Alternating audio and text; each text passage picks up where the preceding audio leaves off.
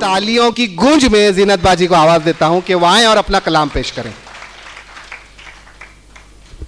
सबसे पहले तो बहुत बहुत शुक्रिया आप लोगों की समातों का, आप लोगों की दुआओं का। और मुझे बहुत अच्छा लगा यहाँ आके। मतीन भाई ने मुझे बुलाया था तो मैं सोच रही थी क्या मालूम शायरा हूँ, सुनेंगे भी कि नहीं लोग, मेरी निज़ामत को समझेंगे भी कि नहीं, पर बहुत अच्छा लगा। मैं आपको तहे दिल से धन्यवाद देती हूँ, शुक्रिया अदा करती हूँ आपका। और बता दूँ कि हंसने के लिए कहीं जाना नहीं पड़ता, हंसी घर से ही निकल जाती है। मैं बता दूं कि लोग ये करते हैं कि कई चीज़ों के सवाल करते हैं। अभी कुछ दिन पहले की बात है, मैं आपको बताऊं, जैसे मतीन भाई यहाँ बैठे, वो बच्चा शायद अब परेशान हो गया है बैठ बैठ के।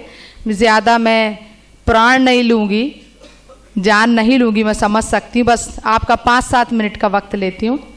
हजरत होता क्या है, जिसके पास जो चीज़ होती है वो उसे बांटता है। जैसे किसी के पास ज़मीन है वो ज़मीन बांटता है, किसी के पास पैसा है वो पैसा बांटता है, इनके पास हंसी है हंसी बांटते हैं, इनके पास खुशी है खुशी बांटते हैं। मेरे पास है दिमाग, मैं पूरे मोहल्ले को दिमाग बांटती हूँ।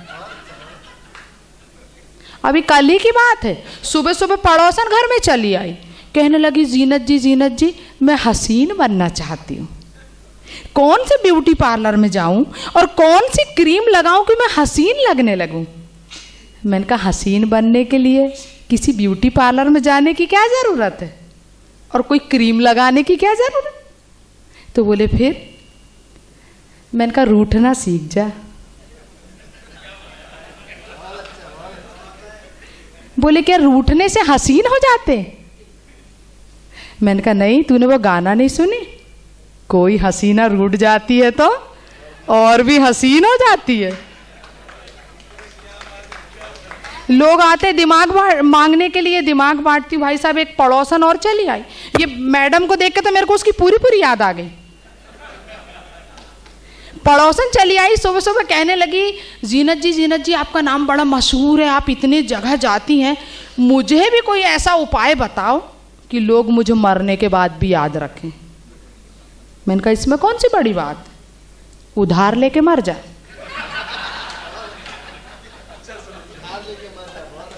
मैंने कहा तेरी 10 पीढ़ियों को भी लोग याद रखेंगे। तो हजरत दिमाग बांटती हूँ, ये मशहूर हो गया, लोग आते रहते दिमाग लेने मेरे पास। एक लड़का चला आया, कहने लगा मोहतरमा मैं तो भारी मुसीबत में, थोड़ा इन्हीं के जैसा दिख रहा था। ये बहुत ईमानदार आदमी भाई साहब, और ये कैमरामैन भी हमारा बहुत ईमानदार है। दुनिया में एक यही बहुत अच्छा आदमी है जो एक आंख से सबको देखता है, कोई भेदभाव नहीं करता किसी के साथ। तो मैं बता रही थी, वो लड़का चला आया सुबह सुबह, कहने लगा मोहतरमा मैं तो भारी मुसीबत में हूँ, मेरे पास तो 2 ही ऑप्शन है, समझ में नहीं आ रहा किसे चुनूँ और किसे छोड़ूँ। मैंने कहा भैया ऑप्शन तो बता। बोले शादी या फांसी।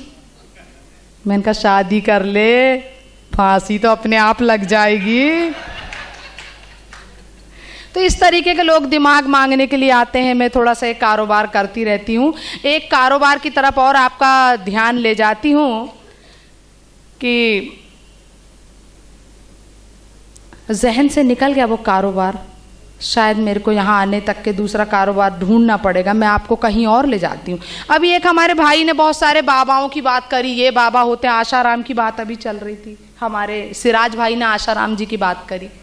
भाईजान आपको बता दूं कि मैं चेन्नई के मुशायरे से आ रही थी और बम्बई आ रही थी। एक तरफ की सीट में फ्लाइट में 3 औरतें बैठी हुई थी, एक तरफ मैं बैठी हुई थी। इधर की 2 महिलाएं लगातार नाखून घिस रही थी और एक महिला मुंह पे रुमाल रख के बैठी थी। ये सफ़र मेरा चेन्नई से बम्बई तक ऐसे ही चलता रहा। औरतें बड़ी बेचैन होती, मुझे रहा नहीं गया। मैंने कहा यार ये 1.5 घंटा 2 घंटा हो गया, दोनों नाखून घिस रही और ये मुंह पे से रुमाल नहीं उठा रही, माजरा क्या। मैं नीचे उतरी फ्लाइट से, मैंने पहले ही पूछ लिया। मैंने कहा बहन जी यदि बुरा ना माने तो एक बात पूछूं। बोले पूछिए। मैंने कहा पूरे सफ़र के दौरान देख रही कि आप दोनों ने मुंह पे रुमाल, आप दोनों नाखून घिस रही हैं और एक हमारी बहन जी मुंह पे रुमाल रखी रही हैं, बात क्या है।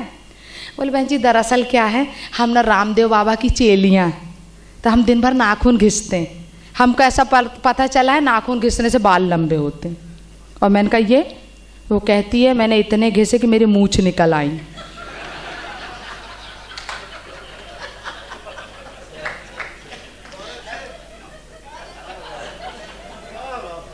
तो भाईजान रिएक्शन भी हो जाते हैं कुछ चीज़ों के, एक्शन पे रिएक्शन बहुत ज़रूरी। मैं आपको अपनी पैरोडी की 4 लाइनों से आशाराम जी के पास तक ले चलती हूँ, सुनिएगा। नए गाने जिन्होंने सुने उन्हें बहुत जल्दी समझ में आएगा। टिनिंग डिंग टिनिंग डिंग टिनिंग डिंग टिनिंग डिंग टिनिंग डिंग टिनिंग डिंग टिनिंग डिंग टिनिंग डिंग टिनिंग डिंग टिनिंग डिंग टिनिंग डिंग टिनिंग डिंग। साधु ततु शैतान बाबा कैसे बन गया, आश्रम को छोड़ के तू जेल क्यों गया। साधु ततु शैतान बाबा कैसे बन गया, आश्रम को छोड़ के तू जेल क्यों गया। तू जेल क्यों गया, तू जेल क्यों गया, तू जेल क्यों गया रे बाबा, जेल क्यों गया। योगी था तू इतना बड़ा रे भोगी बन गया, पतली कमर देख तेरा दिल फिसल गया। टिनिंग डिंग टिनिंग डिंग। ऐसे हमारे यहाँ के बाबा लोग हो गए हैं। और मैं 4 मिसरे एक बहुत अच्छी आत्मा के लिए आपको सुनाना चाहती हूँ। क्या होता है हजरात की जब शादी होती है, जब बच्चा होता है घर में, अभी बच्चा रो रहा था, जब बच्चा होता है घर में तो माँ उसके सिर पे हाथ फेरती है प्यार से, तो उसके सिर पे बाल आना शुरू हो जाते हैं। फिर उसकी शादी होती है, वो बड़ा हो जाता है, फिर उसके सिर पे बीवी हाथ फेरती तो बाल चले जाते। कुछ लोग तो यहाँ ऐसे बैठे दिख रहे हैं मुझे जिनको पूरे मोहल्ले ने हाथ फेरा, यानी पत्नी के प्यार के अलावा मोहल्ले का प्यार लिए भी बैठे। तो कहना चाहती हूँ, एक गंजे ने परेशान किया है मुझको, उसका घर सामने है जिस जगह में रहती हूँ। एक गंजे ने परेशान किया है मुझको, उसका घर सामने है जिस जगह में रहती हूँ। क्या चमकदार है तांबे की तरह वो टकला, क्या चमकदार है तांबे की तरह वो टकला। देखती जब भी हूँ उसको तो यही कहती हूँ, मेरे सामने वाली खिड़की में एक चांद का टुकड़ा रहता है।